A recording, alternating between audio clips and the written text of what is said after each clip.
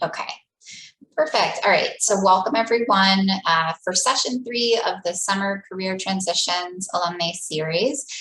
We are going to be building on where we've been. So we've talked a little bit about assessing your interests during a transition. We've talked a bit about researching new employers, industries, and roles. And we're going to wrap up today with talking about reshaping your narrative. And that narrative is something that you're going to tell in your resume, in cover letters, in interview stories, probably in networking chats as well. But we have an hour today, so we'll focus in on these sort of 3 items. So with that, for the agenda, there's going to be a few things that we will cover. So we'll do our quick standing agenda item, which is just a quick revisit of who we are at Beyond Bernard. For those that are not familiar with our newer structure, we will talk a little bit about the goals of the session. We'll do a very quick icebreaker just to give folks the opportunity to share a little bit more about what questions you have and sort of what brought you here for this particular topic and session. We are going to dive into all things resume. So we'll do a quick revisit and just a reminder, it may have been a little while since you've last updated your resume. So what goes in it? And then we're going to talk about some tools and tips and tricks for reframing your resume during a transition. We are going to do the same for cover letters, so a revisit of the structure of that document and how to reframe your narrative. And then we will talk about everybody's favorite elevator pitch. So as you navigate a transition, how does your introduction change and shift? And then lastly, we will focus on reframing your stories for interviews. And in particular, talking about some of the trickier stuff that can come up in interviews during a transition, such as, why are you looking to make a transition? So there's lots of good stuff there to mine that we'll talk about. And then we'll end with some additional time for questions. Okay, so with that, our quick reminder of Beyond Bernard. So we are a unique structure in the higher ed space in that we try to bring a number of different services together under one roof. So we have career advising, we have graduate and professional school advising, competitive fellowship advising, and also student and alum to alum mentoring programs that are all run through our unit. We've got an awesome partnerships and employer relations team that's working really hard every day to build connections with recruiters, with organizations looking to hire folks from our community, and hosting a variety of different recruitment events and opportunities. And then we have an awesome communications and operations team who puts together all of our both internal and external content about the great work that we're doing. So that's just a little refresher of who we are. So in terms of our goals for today's session, the first thing that we're going to do, and I think I've probably said this word a few times already, and we're just 5 minutes in, is we're going to talk about reframing your experiences. Whether you're making a small career pivot within your industry or a larger career pivot to a very disparate space, we'll have some tools for how do you reframe that so that your new audience, whoever they may be, really sees the connection to where you've been and where they are now. We're also going to dive into some nitty-gritty practical tips for updating your materials. We call that your job search portfolio during this process. Okay. So before we dive into all of that great content, wanted to just do, Jody and I learned our lesson and we want to leave maximum time for breakout rooms later. So we're just going to do this as like a whole group here today. So I'm curious if folks want to share, what are you hoping to get out of today's session? For Jody, she's going to get us started with resumes. All right. So I want you to think about these 3 elements that we're talking about today as being three components, kind of like a holy trinity, right? We want all of these things to go together. We want them to work together. So we want to start out with some practical tips, okay? So let's begin with a refresher on resumes. The key to having a good resume is that it's easy to read, right? If you were to stop me in Trader Joe's one day and say, "Oh, Jody, what is your number one key to having a good resume?" I'd be like, first of all, why are you asking me this? I'm just trying to get my snacks. But second of all, I would say the number one tip is that it's easy to read. There's a lot of research that's going around that says that people look at your resume for 6 seconds, right? So you have 6 seconds to make an impression. So the easiest way to do that is that it's easy to read. We want a font that's no smaller than 10 points, right? We don't want people to strain to be able to read. It needs to be 10 points. And then the type of font should be something that's easy to read, either with serifs or sans serifs. There's a lot of talk about which font should be used. I'm going to stay out of the font wars. You should choose one that you like, and one that is going to look good on your resume and your cover letter, because these materials should all match, okay? Your margin should be between 1/2 inch and 1 inch all around. Try not to go below 1/2 inch. I know that you have a lot to say, but we have to figure out how we can tailor things so that, again, it's not overwhelming to someone who picks up your resume and only has a few seconds to look.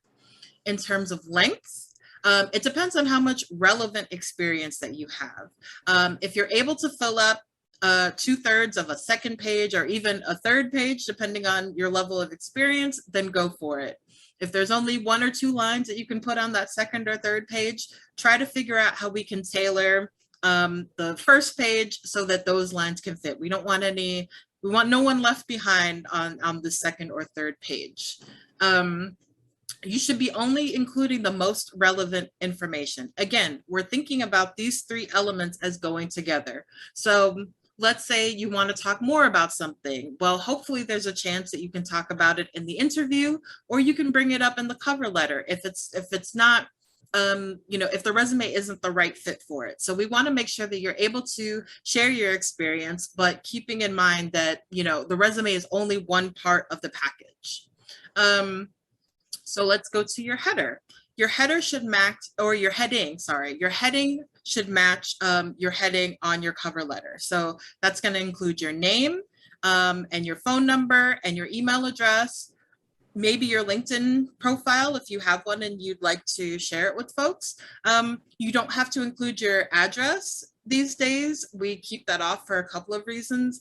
Number one is privacy reasons, right? You're just applying for a job. Nobody needs to know exactly where you live, right?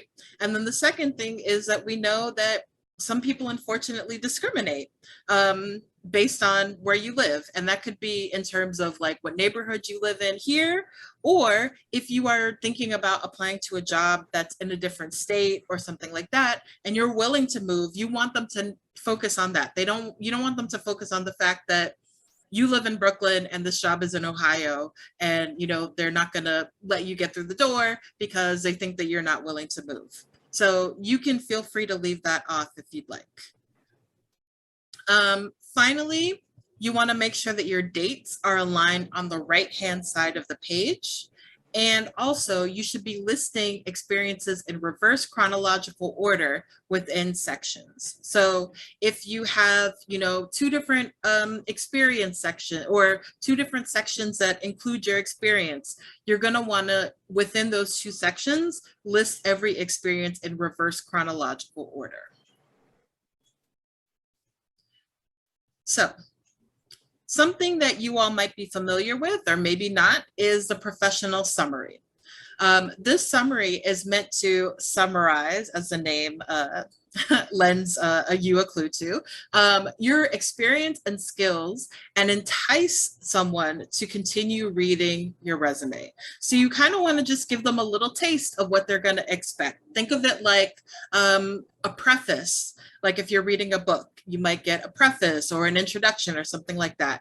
You want to use action verbs to talk quickly in 2 to 3 sentences about your experience and what you hope to bring to the position.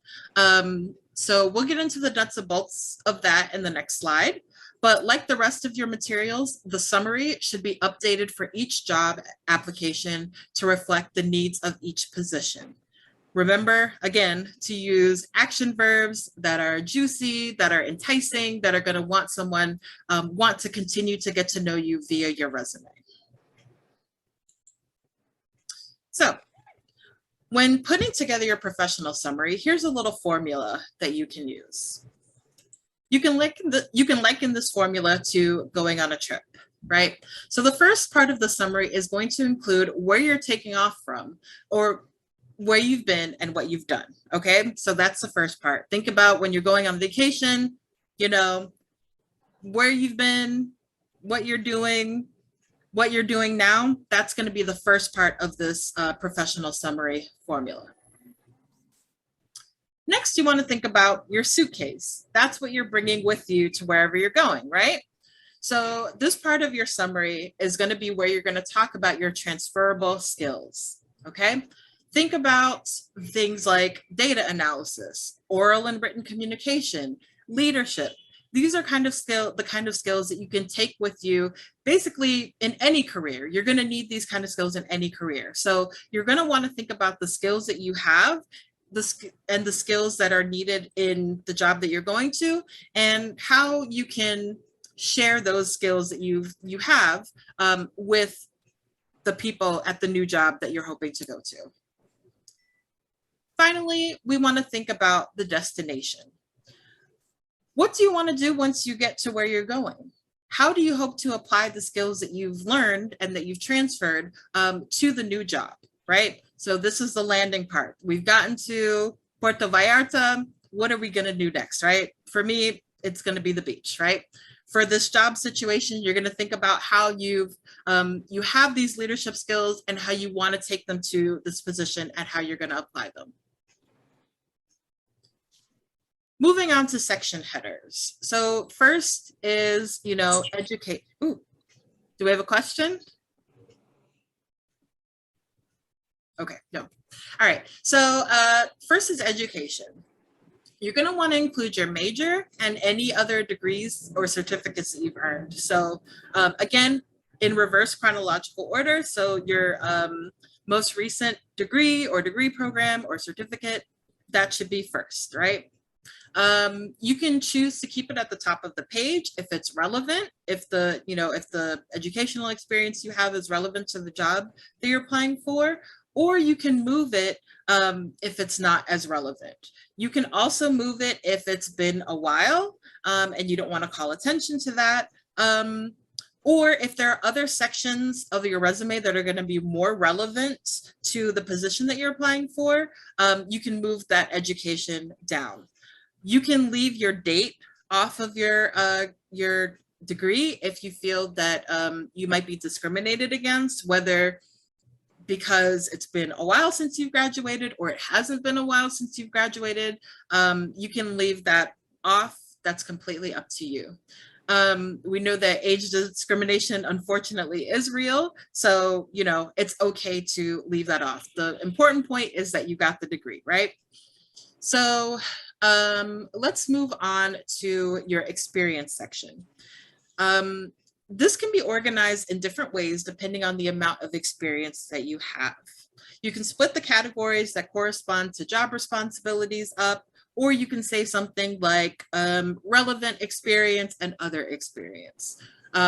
So for example, if I were applying to this job that I have now, I might split my experience section up into student affairs experience and career services, for example, because this position that I have now requires someone that has experience in both. So I would want to highlight that I have, worked with students and in different facets, and then also I have career experience or career services experience so that I can help folks in that way. You can also include volunteer experience if it's relevant to the jobs to which you're applying in that experience section. It doesn't have to go into a separate volunteer section if it's relevant. If it's not relevant, but you still want to kind of signal, hey, I'm in the community, I care, I'm doing things, like you can definitely have its own section, if that applies to you. Your skills section should include technical skills like software proficiency, and then spoken languages, if you speak languages, and you can include your level of proficiency. You can say something like full working proficiency or beginner proficiency. I would only include those if they're relevant to the work and if you would feel comfortable being able to use your language skills in a professional setting. Other sections that you can include, depending on your experience, are professional organizations. So let's say, you know, as part of your career transition, you've joined an organization that's going to correspond to the kind of work that you're doing. You're going to want to put that in your resume so that people know that you've been invested in learning about this career. Publications, if you have any, and awards. Up next, let's talk about experience bullet points. Here are some things to keep in mind. First of all, you want to focus on your accomplishments, right? You want to talk about the things that you did at this job that you were at. You want to use words and phrases from your intended industry to describe your experience. Again, we want to help people visualize this jump that you're trying to make. You want to, sometimes people don't know what you did at your last job, right? So you need to help them make that transition. You want to use words and phrases from the industry to describe the work that you've done. You should be reordering the bullets depending on how relevant they are for the positions that you're applying to, right? And then you want to incorporate words like quantity whenever you're able to. So you want to talk about how often you did something or how many of these things that you did, the scope, any other quantifiable data so that people can get an understanding of exactly what you did if that data is relevant and available. So let's break down the bullet points a little bit more. Here are some practical tips. Here's a little formula that you can use as you're creating your bullet points. The first part or the first component of the bullet point is going to be the what. What did you do? What was the task, right? I created spreadsheets. Okay, that's the what. Second thing is how. How did you do it? What tools did you do? What was the procedure? What was the process? I created spreadsheets using Microsoft Excel. Why? Why did you do it, right? So what?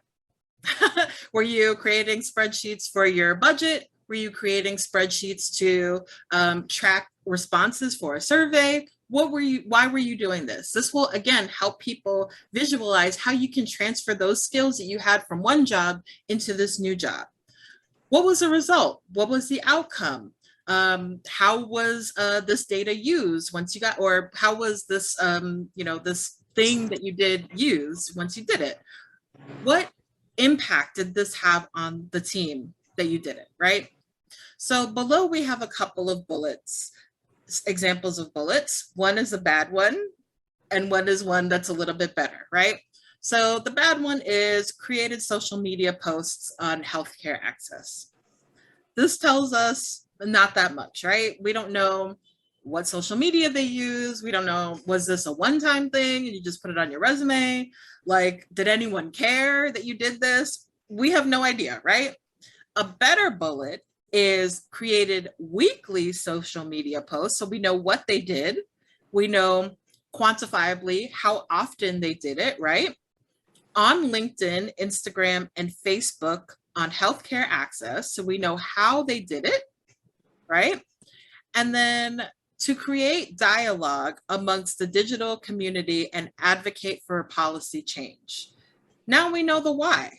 We have a much better picture of the scope of the work, why it was important, and how, again, this can be applied to this new job that this person is trying to do.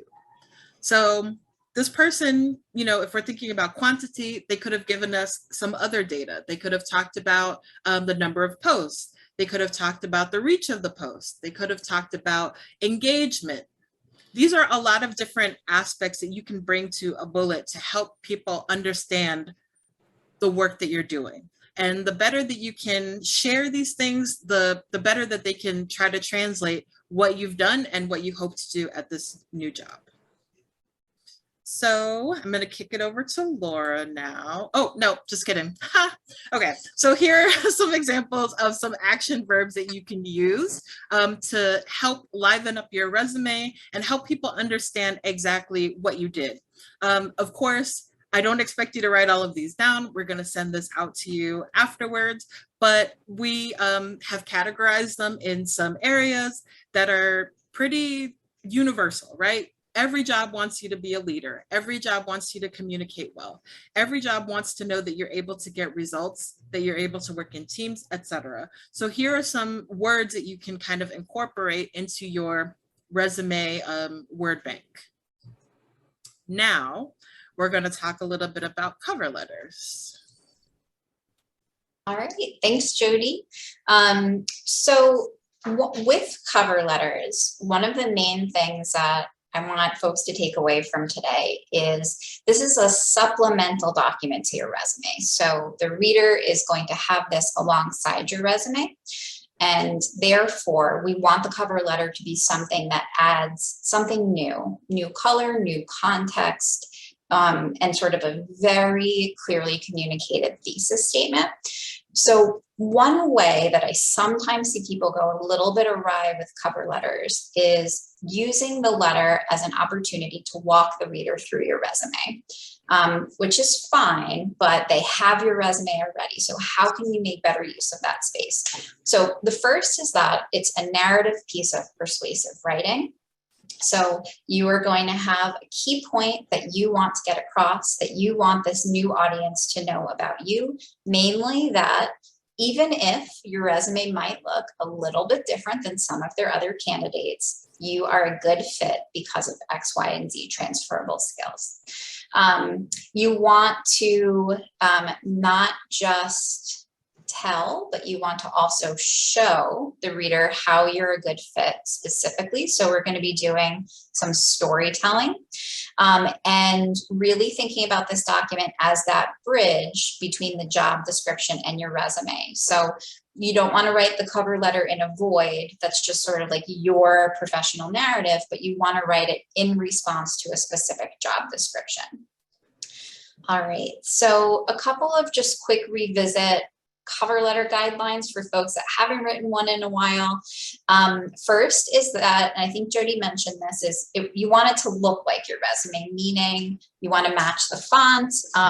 I think just like copy and pasting that same header with like your name and contact info makes the documents look like a set. So feel free to go ahead, make your life easy and do that.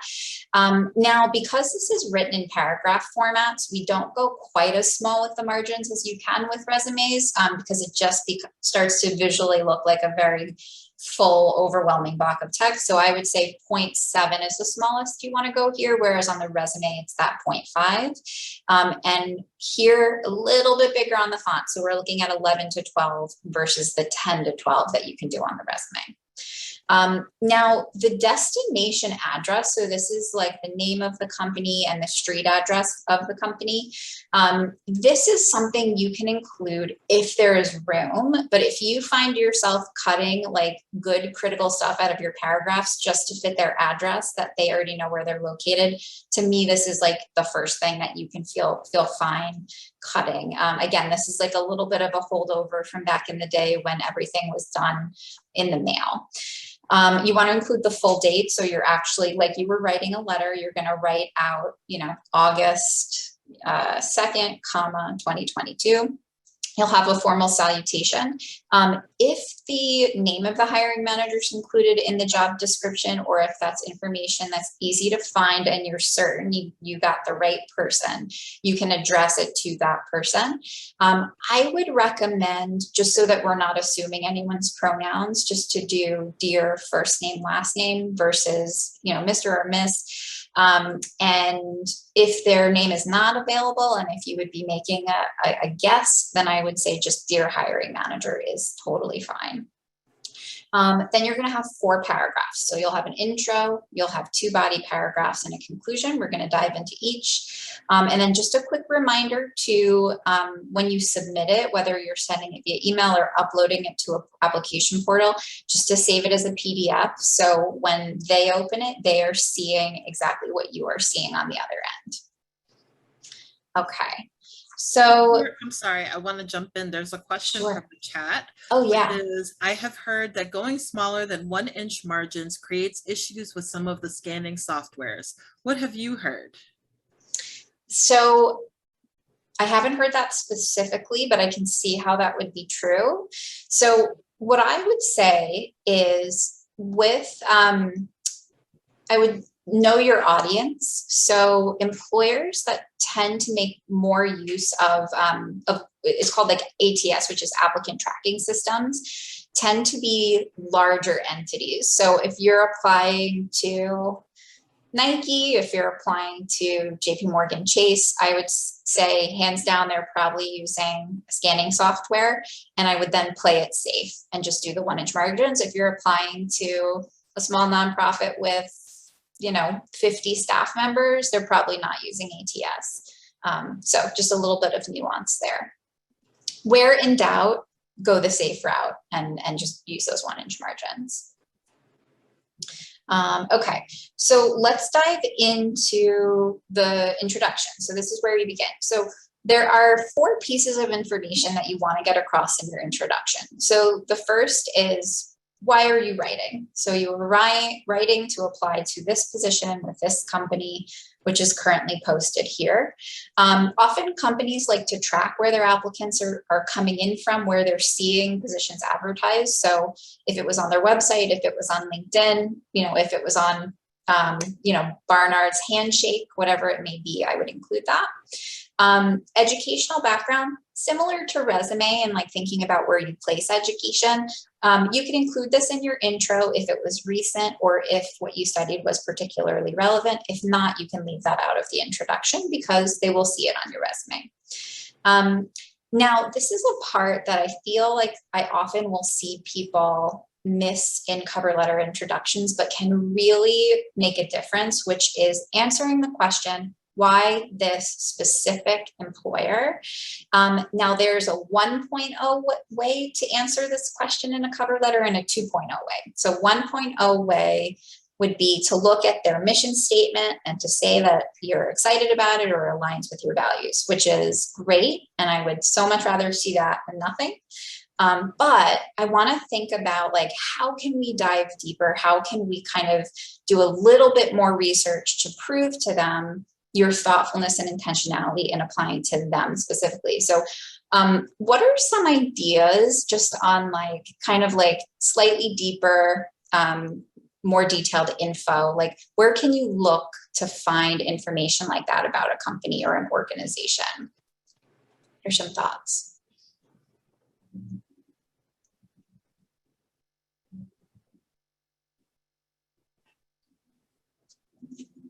Any ideas? Articles. Yeah, I really love that, Rebecca. So like just, and this could even just start with like Googling them and just seeing like what's been written about them. Glassdoor is always great, Perry. Yeah, mission, vision, and values. We always want to read that. Deep dive into their website. Nava, yes. So if they have like an annual report on their website and you download that and look at like some data on what they accomplished last year, stuff like that is like next level. That's awesome. Social media. Yeah. What are they posting about? What are they excited about? What do they want people to be talking about in relation to their work right now? This is great. Personal use of the product. I love that too. These are awesome. Okay. So a couple of sentences. You're not writing necessarily a whole paragraph on why, why that employer, but a couple of sentences to demonstrate your research. Now, often, people, they're Anna. I'm so glad you brought that up. So one of the things that Jody mentioned in the last session was engaging in this process of informational interviewing. So having informational chats with with people that work at an organization. So if you have talked with somebody there, absolutely, like I want to see that second sentence after like I'm ready to apply to this position. I recently spoke with this person. This is what they shared about why they love working for the organization. So that can absolutely and should be featured in your introduction. If you've attended any online webinars that they put out to learn about them, all that can go in there. All right. And then in terms of, the focus, the last sentence of the introduction is, what key transferable skills do you want them to know that you have that can further their mission or the role?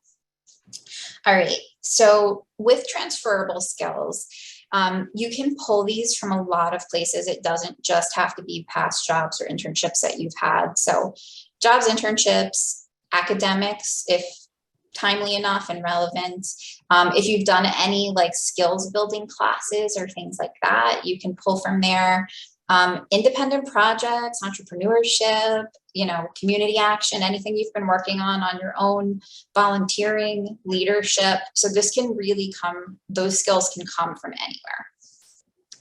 anywhere. Okay, so the next part is the body paragraphs, and the structure for those, this is where all of those great skills that you just told the reader you have, this is where you prove it. You're going to do that through storytelling. You'll have a point sentence, and I would be very direct. I would say, for example, through my past work experience, I've developed strong analytical skills and the ability to work with data, for example, and then you tell me a story. You're not going to tell me every time from your resume that you worked with data, because I have your resume, but you're going to pick, this is like the best of reel. You're going to pick one interesting story and you're going to tell it to me from start to finish. And then you're going to end with a bridging sentence back that connects what you just shared with the position you're now interviewing for. And we have a couple of tools for telling those stories, which we're going to go into in just a second. Lastly, we have the conclusion section of the cover letter. So in this paragraph, there are a few things that you want to address. The first is, and this is part of that reframe that we've been talking about with your transition narrative, is you want to have a couple of sentences where you address the question, why this role and why this transition? So this is really where you talk to the reader about why you're looking to move into the new space and why you know and feel that this transition is the right one for you at this time as you move into the next stage of your career. Lastly, you want to state what you hope to happen next. I sometimes refer to this as closing niceties. So these are statements such as, I look forward to having the opportunity to speak with you further. Thank you for your time and consideration. And then lastly, you're going to sign off with sincerely and then your name. Just raise your hand. Have you heard of them before? Okay, Jill, yes, a bunch of people, yes. So the basic conceit of an elevator pitch is that you somehow, by some miracle, you and Jeff Bezos are running for the same elevator, and you get in the elevator and it's just you and Jeff Bezos, and your whole life, you've always wanted to work for Amazon. It's going to be great when you work for Amazon, and you only have enough time to talk to Jeff Bezos between where you are in the lobby and whatever floor he's going to, and you have to tell him about yourself really quickly in that time. You have 30 seconds. It's a slow elevator. You have 30 seconds to tell him about yourself and why you want to work for Amazon, right? That's the whole conceit of an elevator pitch.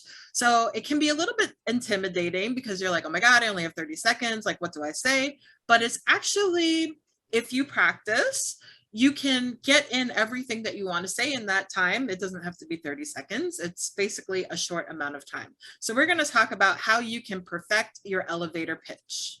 Okay. So elevator pitch is basically tell me about yourself, right? So sometimes when you start off an interview, they might say, tell me about yourself and why you're interested in this position. And you're not going to, start off with, well, I was born on a ranch in Kansas, unless it has something to do with the work, right?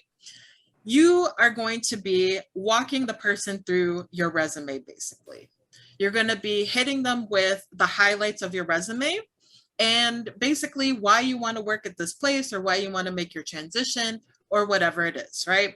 You want to share some accomplishments that you want them to know about, mention some key points from your preparation, and dig into your resume and cover letter if it's relevant, because you don't want to assume that they know any details, right? Sometimes we're getting called into certain what's it called? Like hiring meetings, and you might just be handed a resume right as you go in, right? So sometimes the person that's interviewing you or having this time to get to know you doesn't know much about you, or maybe they've interviewed a bunch of people and they don't remember your exact details. So you want to hit them with some highlights in a short amount of time.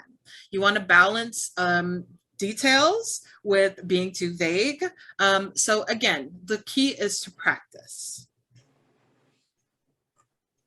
Okay, I'm going to jump back in with your interview stories. So if you've ever been on an interview and you've gotten a question that started with, tell me about a time, or give me an example of, you have been asked what we call a behavioral question. This is where the employer is looking for you to demonstrate or prove that you have a particular quality or area of knowledge by demonstrating it through a story of a time that you did it. This is not altogether that different from what we did in the body paragraphs of the cover letters. Now, the framing of the question can be framed in terms of a success or a challenge. So an example would be, tell me about a time that you communicated across teams.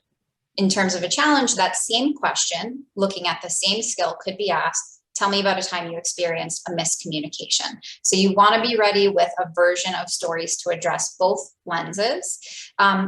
How to anticipate what questions are going to be asked is by using the job description as your best friend.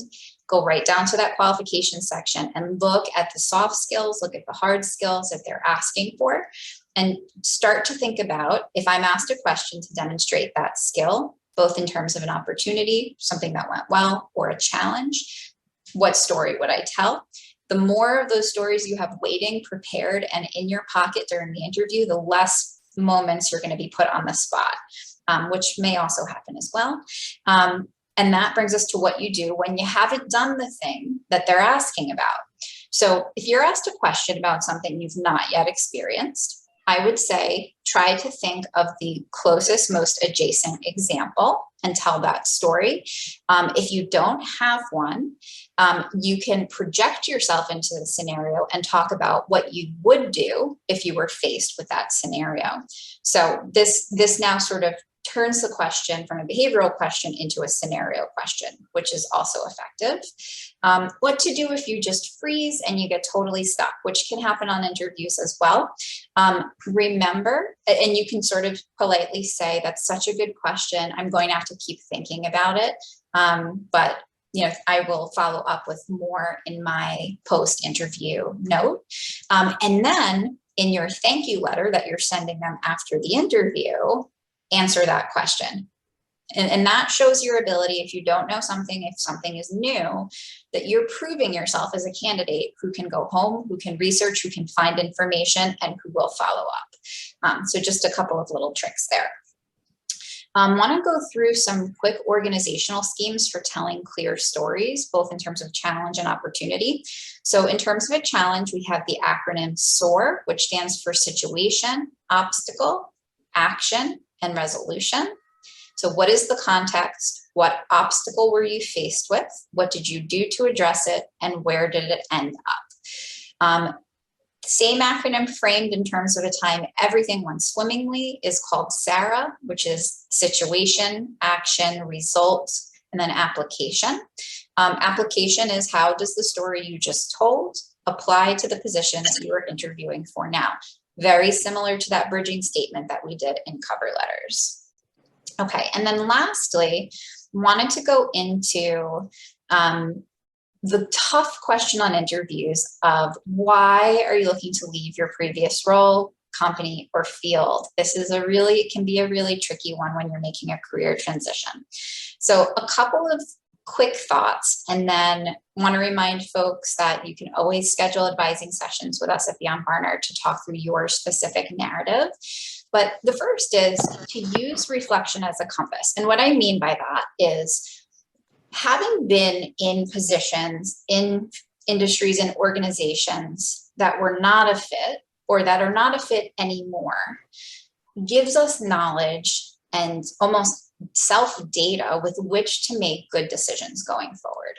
So really thinking about the ways in which being in a place that you no longer want to be in actually informs and makes you feel even more certain as to why a new step is the right next step for you. So that's reflective conversation, we can have in advising sessions, and we encourage you to have with the folks in your life, and thinking about what did you learn from the spaces that you're coming from.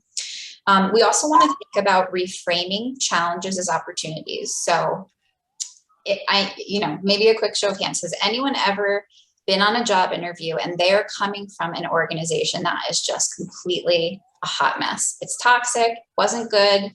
I see a bunch of hands. I think we've all been there. And they say, why are you looking to leave that company? And all you want to do is spend 30 minutes talking about how insane your boss was, right?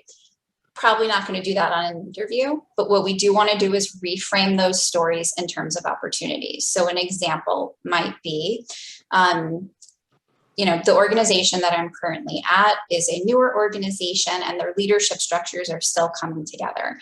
While that presented some challenges in terms of organization of my role, one of the things that it helped me learn was the value of putting together earlier timelines and sharing them with everybody to have extra feedback. That's something now I bring into this role going forward. So just a really quick example, but thinking about, you're not lying and making up a story as to why you're leaving. You're saying there were some challenges. Here's what I learned from them, and this is now what I do going forward. And then really taking a strengths-based approach to the transition. So it can feel emotionally scary. It can, we can sort of say, all I see are the things I don't have, or the gaps in terms of this new role. And, I'm competing against people who have done this thing before. And those things may be true. In an interview, we want to think about, what do you bring? So a diversity of perspective, a diversity of lens, maybe the opportunity, maybe you're coming from a position where you were managing a staff and you come in with these great organizational leadership skills or these change management skills that the other candidate who, maybe has done marketing before, but doesn't have any of that other stuff, you bring. So really thinking about how the diversity of your experience is a strength rather than a weakness. So wanted to just put out there as food for thought, and we definitely hope that we can continue all these discussions with you and that you'll continue them with each other as well. I know Jody mentioned that in the attendance tracker, there's an opportunity to add your LinkedIn. So after the session, we're hoping to share that information with people. And also there'll be more coming, as I said, about ongoing opportunities to connect. All right, so just a reminder of how you can schedule advising appointments. So if you're already in Handshake, you can just go on to Handshake and schedule an advising session with us. If you are not on Handshake, you can email us at beyondbarnard@barnard.edu for help getting into that system so you can schedule appointments. You can also call us and stay tuned for more information about things that are coming in the fall. We have a really great YouTube channel chocked full of industry panels, skills-based workshops. So in particular, if you're still exploring, check out some of those sessions because they're really great insight into what people do in different roles. Naomi, having some trouble with the Handshake app, it won't load. If you can email us at beyondbarnard@barnard.edu, we can have a staff member who administers and sort of works deeply in that platform, connect with you and give you a call to see if we can help figure out what's happening. And if not, we can connect you to Handshake tech support because it might be an issue on their side as well. All right, any final questions with 1 minute to spare? Jody and I can stay on for a few.